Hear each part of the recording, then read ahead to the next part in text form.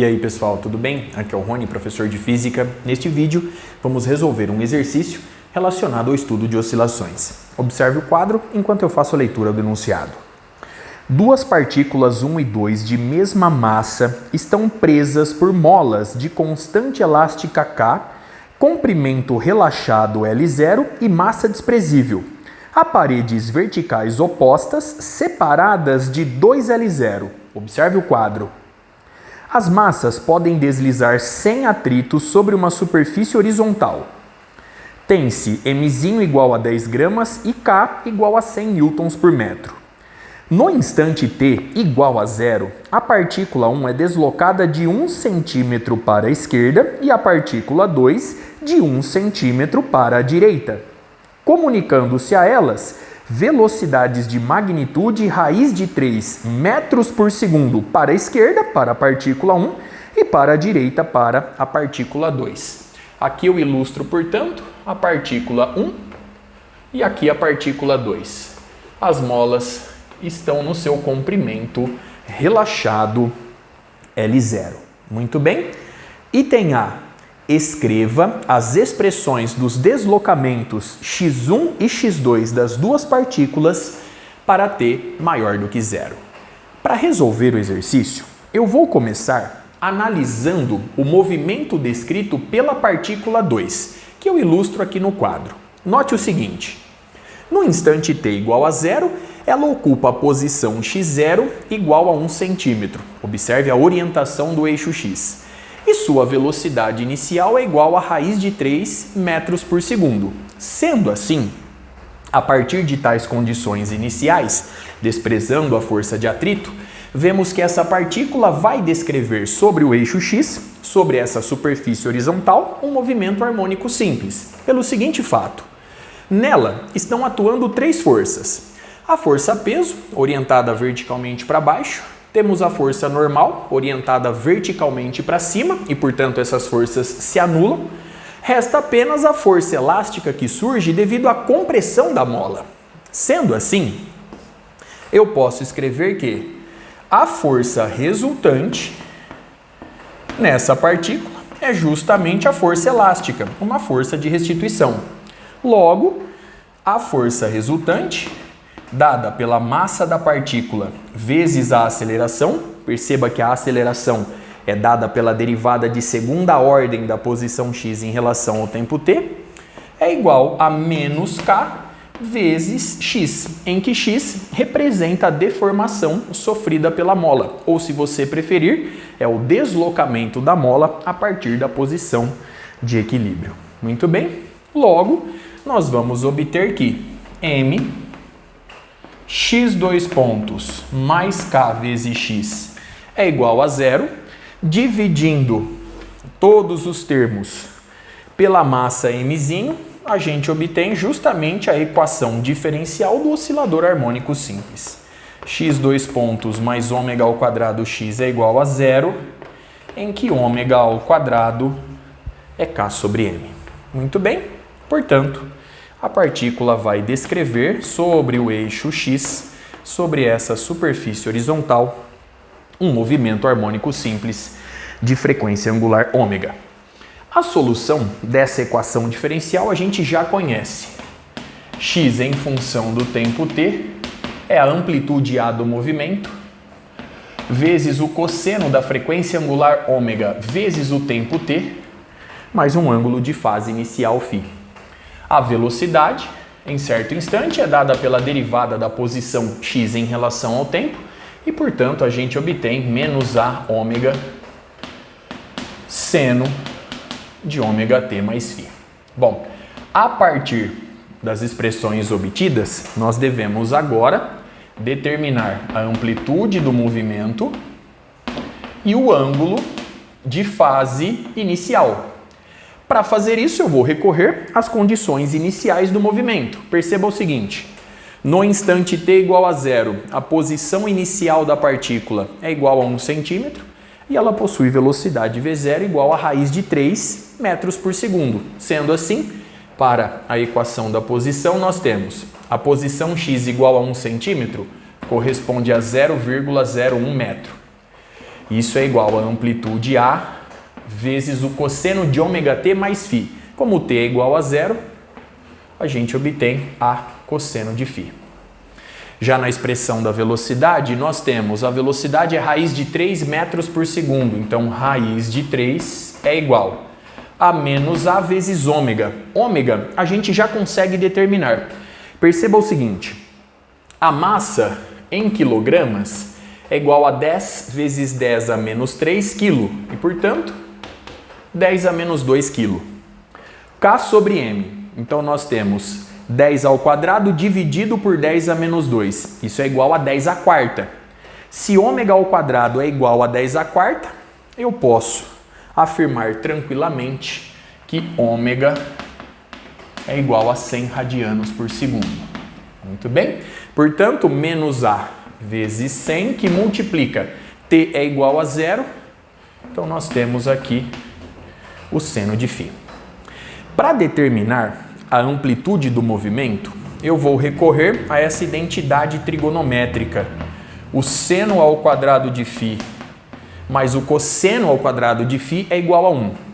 Bom, o seno de φ, ele é menos raiz de 3 sobre 100 vezes A, tudo isso ao quadrado, mais o cosseno de φ é 0,01 sobre A. Então, 0,01 sobre A, tudo isso ao quadrado é igual a 1.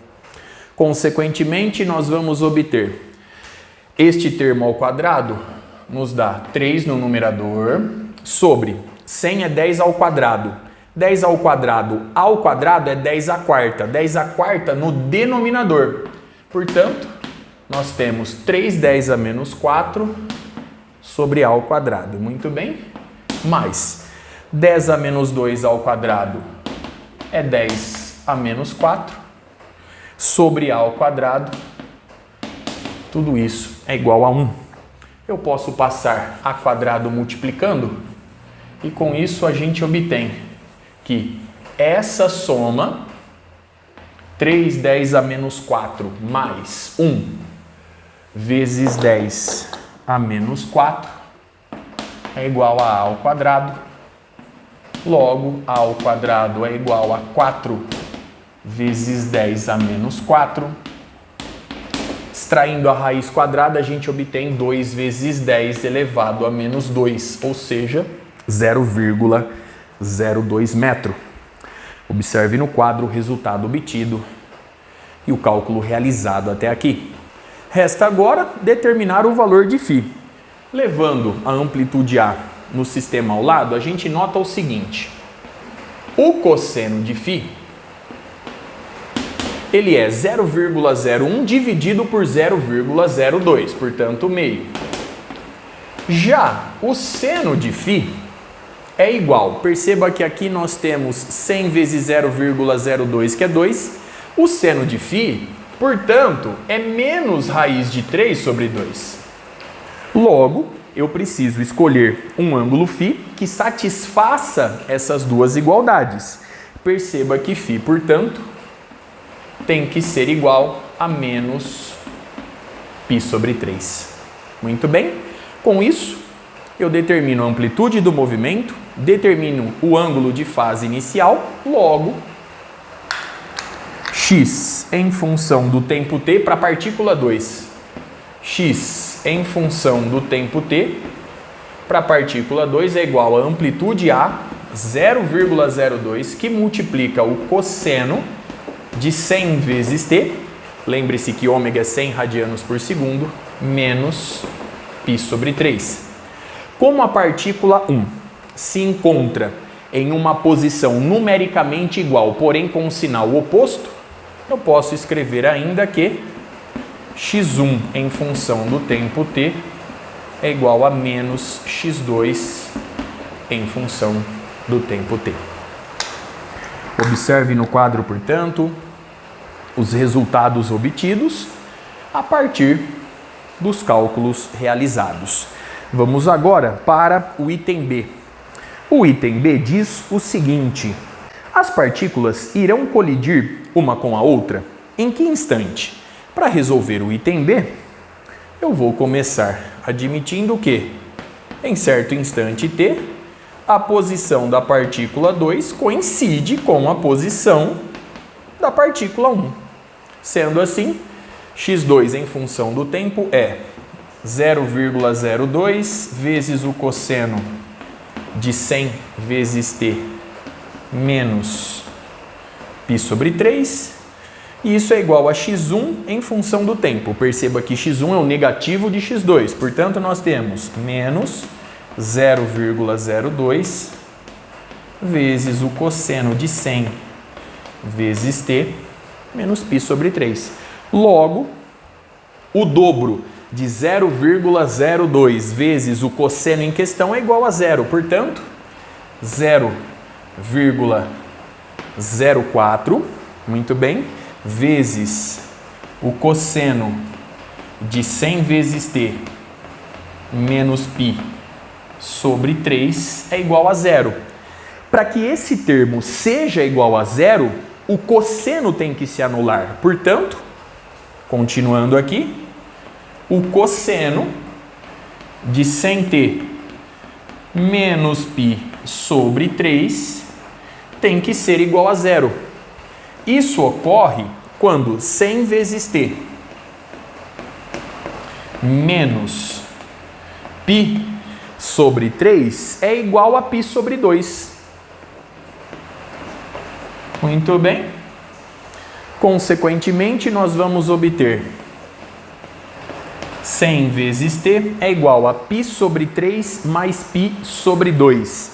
Então, nós temos aqui, efetuando essa soma, 5π sobre 6.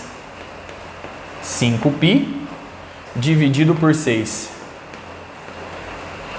Consequentemente, o instante t, ele é igual.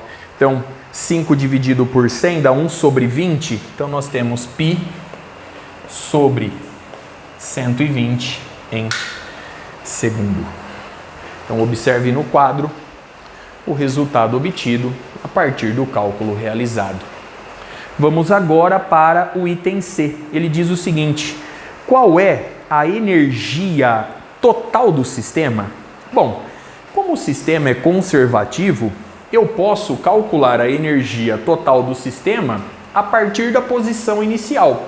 Perceba o seguinte: na posição inicial x0, nós temos energia cinética e energia potencial elástica. Logo, eu posso calcular a energia total recorrendo à seguinte expressão. Então vamos lá. No item C, a energia total, ou energia mecânica da partícula é 1 sobre 2 vezes mv² mais 1 sobre 2 vezes K vezes a deformação sofrida pela mola ao quadrado. Sendo assim, a energia mecânica é igual a 1 sobre 2 vezes a massa em quilograma, 10 a menos 2. A velocidade é raiz de 3 ao quadrado 3, mais 1 sobre 2 vezes a constante de mola é 100. A deformação é 1 centímetro. 1 centímetro possui 10 a menos 2 metro. 10 a menos 2 ao quadrado, 10 a menos 4. Logo, a energia mecânica é igual a... Então, aqui nós temos 1,5 vezes 10 a menos 2, mais, aqui nós temos meio vezes 10 a menos 2. Então, meio vezes 10 a menos 2. Muito bem, portanto, 2 vezes 10 a menos 2, 0,02 joule. Como nós temos duas partículas, 0,4 joule. Portanto, como nós temos duas partículas de mesma massa, submetidas às mesmas condições iniciais, a energia total do sistema é o dobro de 0,02 e, portanto, 0,04 joule. Observe no quadro uma última vez todos os resultados obtidos, os cálculos realizados. Com isso eu encerro este vídeo. Até a próxima.